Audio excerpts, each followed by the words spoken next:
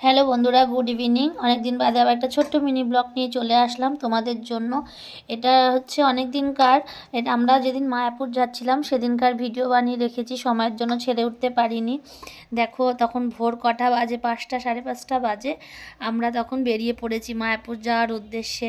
এই আমরা টোটো করে বাড়ির থেকে এসে স্টেশনে দাঁড়িয়েছিলাম, এখান থেকে নানা রকমের বিস্কুট কিছু কিনে নিলাম। আর আমার গোপুসোনাকে দেখো, ওকেও সাথে করে নিয়ে নিয়েছি।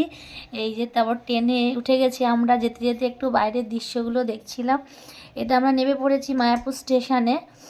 এখান থেকে একটু চা টা খাবো আমরা, খেয়ে তারপরে আবার টোটোতে উঠে পড়েছিলাম আমরা। ওখান থেকে খেয়া করে নদী পার হইনি, আমরা একেবারে টোটোতে উঠে গেছিলাম ডাইরেক্ট মায়াপুর যাওয়ার উদ্দেশ্যে। দেখো চারিদিকের দৃশ্যটা কত সুন্দর, সবুজ প্রকৃতিতে ভরা।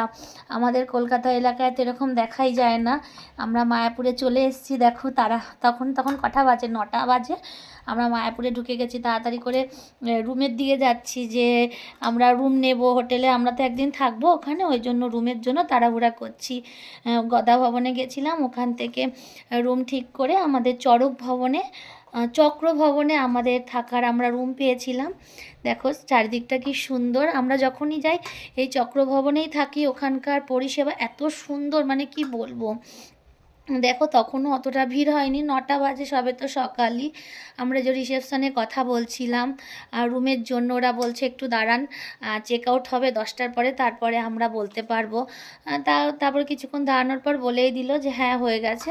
তারপর এখান থেকে আমরা কিছু খাবার নিলাম, আমাদের জন্য কিনলাম, আমার গোপুসোনাকে নিয়ে গেছি, ওর জন্য কিনলাম জল, নিয়ে আমরা রুমে চলে এসেছি। দেখো রুমটা, দুটো বেড দিয়েছে, কম্বল দিয়েছে, খুব সুন্দর রুমটা। তারপরে আমরা খেয়ে দিয়ে বাইরে ঘুরতে বেরিয়ে গেছিলাম। তখন আস্তে আস্তে ভিড় হচ্ছিল, দেখো কি সুন্দর, মানে ফুলে ফুল। এখানে আমরা দাঁড়িয়ে কথা বলছিলাম, নতুন মন্দিরটা হচ্ছিল সেখানে ঢোকার জন্য, তখনও কাজ চলছিল। দেখো আমার গোপুসোনাকে নিয়েও ঘুরতে বেরিয়ে গেছি। তারপরে আমরা যাচ্ছিলাম গোশালায়, ওখানে টোটো করে গোশালায় চলে গেছিলাম। চারিদিকে মানে সবুজ প্রকৃতিতে ভরা। গোশালায় চলে এসেছি, দেখো কত গরু, মানে কি বলবো, সত্যি এত সুন্দর, দেখলে মনটা জুড়িয়ে যায়। এত সুন্দর জায়গা আমাদের, কত মানে এখানে সবাইকে খাওয়াচ্ছিল। এখানে আবার মানে ডোনেশনের উপরে ওরা খাবার দেয়, যে যেরকম ডোনেশন করবে সেরকম খাবার দেবে গরুকে খাওয়ানোর জন্য। দেখো চারিদিকটা ঘুরে ওখান থেকে আবার আমরা একটু কি বলে দই লস্যি কিনে নিলাম। আমার সঙ্গে যে মহাপ্রভুটা কথা বলছিল, সে আমার গোপুসোনার জন্য লাড্ডু কিনে দিল, তোমার গপুকে দাও। দেখো দই লস্যি সব কিনে আমরা গপুকেও দিয়েছি, আমরাও খেয়েছি। বাড়ি এবার আবার আমরা ইসেতে আসবো, চক্রভবনে আসার জন্য গরুর গাড়ি দেখে আমরা সব গরুর গাড়িতে উঠে গেছি। দেখো টুকটুক করে আসছে, আমরাও গরুর গাড়ি করে আসছি। এত ভালো লাগছে, কত বছর পর যে গরুর গাড়ি দেখলাম তা বলার বাইরে। আমরা চলে এসেছি, দেখো ওই মাতাজি এরা বই বিক্রি করছিল, সব বললো নাও, একটা নিলাম এখানে। তারপর প্রসাদ খেতে চলে এসেছি, তখন 1:30 2, কারণ 2:30টার পর অবধি আর প্রসাদ দেবে না। প্রসাদ তো মানে অমৃত, কি বলবো। প্রসাদ খেয়ে তারপর এখানে চলে এসেছিলাম। আমি একটু গোপী ড্রেসগুলো দেখছিলাম, খুব ভালো লাগছিল।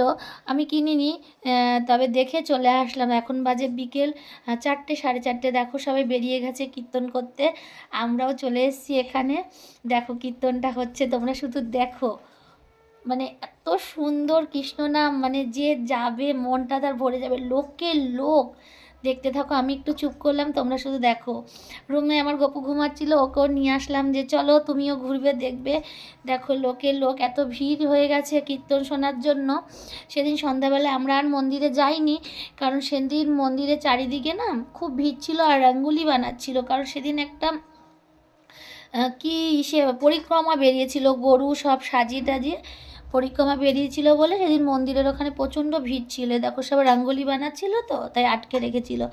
এই দেখো এখানটা একটু তাড়াতাড়ি করেছি, মানে লোকে লোক, এত সুন্দর দেখতে পাচ্ছ, কত লোক। এই দেখো সব মানে নানা রকমের প্রসাদ সব দেওয়া হচ্ছে। তারপর অন্ধকার করে দিয়েছে, পুরো এরিয়াটা অন্ধকার করে ওই আরতিটা হচ্ছিল। দেখো দেখার মতো, মানে আমি যতটুকু পেরেছি উপর থেকে ফোনে ক্যামেরাবন্দি করেছি। দেখো কি ভালো লাগছে, মানে পুরো মায়াপুরবাসী মনে হয় তখন আমাদের এই মন্দিরে ভরে গেছিলো। তারপরে ওটা শেষ হওয়ার পর ফাঁকা আমরা একটু বাইরে বেরিয়ে এসেছিলাম, চারিদিকে একটু ঘোরাঘুরি করছিলাম।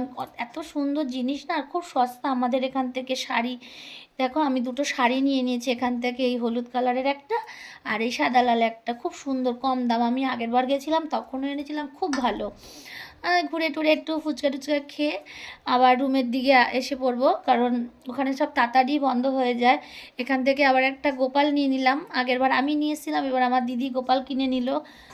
সব একটু গোপাল দেখাদেখি হচ্ছিল, কোনটা এই গোপালটা লাস্টে সিলেক্ট করে নিল। আবার এখানে গরম গরম গজা ভাজা বিক্রি হচ্ছিলো, আমার বর আবার খেতে খুব ভালোবাসে মিষ্টি জিনিস, ওই দেখো কিনে নিচ্ছে প্যাকেট ভরে। এটা হচ্ছে পরের দিন সকালবেলা আমরা রুম ছেড়ে চলে আসছি, 9টার মধ্যে আমাদের রুম ছেড়ে দিতে হবে, তা ফেরার পথে আমার গোপাল সোনার জন্য একটু হার একটু ড্রেস কিনে নিয়ে চলে আসলাম। তারপরে আমরা আসার পথে টোটোতে উঠে গেছি। আসার পরেও আমরা খেয়া করে পার হয়ে নবদ্বীপ স্টেশনে এসে ওখান থেকে আমরা দেখো খেয়া পার হচ্ছি, কি ভালো লাগে চারিদিকের দৃশ্য, মানে কি বলবো। এই যে খেয়ে দিয়ে ওখান থেকে আমরা ট্রেনে উঠে গেছি, বাড়ি ফেরার পথে এটা পরের দিনের ট্রেনে করে আসছি। যদি তারপরে এখানে আমরা স্টেশনে নেবে আমরা একটু খাওয়া দাওয়া করে নিয়েছি, যেমন কিছুই খাওয়া হয়নি। তারপর ট্রেনে উঠে দেখো টুকটুক করে সব চলছেই। যদি ভিডিওটা ভালো লাগে একটা লাইক কমেন্ট করে দিও। বাই সবাইকে, আজকের মতো।